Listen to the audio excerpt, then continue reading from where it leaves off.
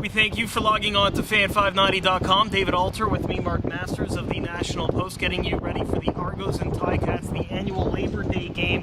And for the first time in quite some time, Mark, a game that's going to be meaningful for both teams in terms of the standings. Yeah, it's very meaningful. With Montreal's loss on Friday, especially in that context, even more meaningful. The Argos can move into a tie for first place with a win. The Ticats can move within a game of the Alouettes, and then they have Montreal here at Iverwin Stadium on Saturday, a chance if they win this game against Toronto to move into first place with a win against Montreal next week. So very important in the standings for the first time in a long time in this rivalry.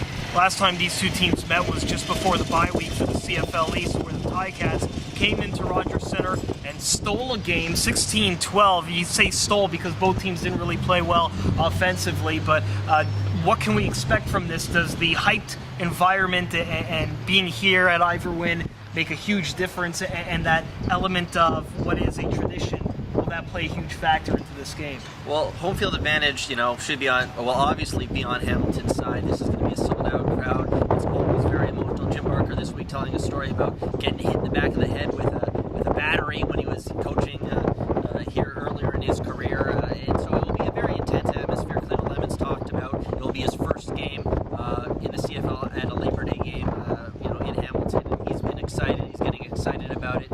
But players, I think, for the most part, enjoy playing in an atmosphere like this, so I don't think it will come down to that per se. If it's going to help anybody, it would help Hamilton. The atmosphere should be good, and it should be a close game. You mentioned 2 weeks ago Hamilton winning 16-12. I don't think either team was completely happy, especially on offense, with how they played in that game. So, with the bye week, the extra time to rest and make some adjustments, it should be a better, higher quality game and a great crowd atmosphere. Let's talk about some of the changes for the Argos in terms of their roster. Receiving has always been an issue this season. Now, Jeffrey Webb released. In is James Robinson. Obviously, he has a lot of experience in the last couple of years with the Boatmen. How much is that going to play a factor into what the Argos have in terms of weapons, and can he be effective being moved from the practice roster to the main roster so quickly with a lot of time off? Well, that's going to be interesting to watch him. You mentioned off the PR right into the active roster. I'm not sure how what sort of choice they had. I mean, he's got the experience. They know he's got the talent. The question is, can he come in right away and make an impact? Jermaine Copeland is still out. He's still injured. So they're looking for someone to step up. Andre Drury's been very good out of that slot back / tailback position, but other than that, they haven't really had a consistent threat throwing the ball. And so can James Robinson do it? They're going to give him a shot. Chad Lucas is out there. Brandon Bordeaux. It's the same thing we've talked about every week with the Argos. Is somebody in that receiving core needs to step up. We'll be interested to see if someone does in this game. We mentioned the friendly confines of Iverwin, and earlier in the week the Argos practicing with crowd noise. That should play a factor. Is it really going to be that loud here? You've been to some of these games in the past. It's been a while for me since I've been here. How loud does it get here? It gets loud. I mean, obviously, when you have more people, the crowd noise will be, a greater factor. I don't think it's going to be to the point that it's going to have an incredible impact on what the Argos are doing.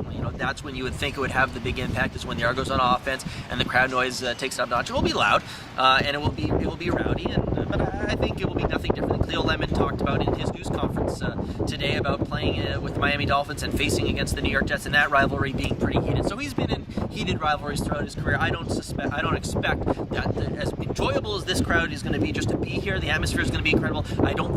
I think we tend to overplay the role that the crowd has in a game. I think it'll be fantastic, but I don't think it will be by any means a factor in deciding the outcome. All right, let's get to predictions for this one now. You were joking earlier in the week that you were probably going to even select a tie, but what is your actual prediction? Please don't tell me you're picking a tie. No, I've in the National Post, I picked the Argos to win the game based on my overall record this season. I've been wrong as much as I've been right. So we'll see how it goes. I picked the Argos to win 2 weeks ago, and they lost. I think it will be a close game, but I think the Argos will find a way to get a win, in Hamilton, and get back to their winning ways as they prepare the next week to go on the road to BC. I think that they realize it's important to get a win here, and I think with the extra week they'll make the adjustments they need to be more effective, especially on offense. I'm going to pick a win as well for the Argos, and strictly for the fact that they went into the bye week on a sour note in a very winnable game that they really just let slip away. So that's going to do it for us. Check out the game, and it will be a Labor Day Monday game, 2 o'clock on fan590.com.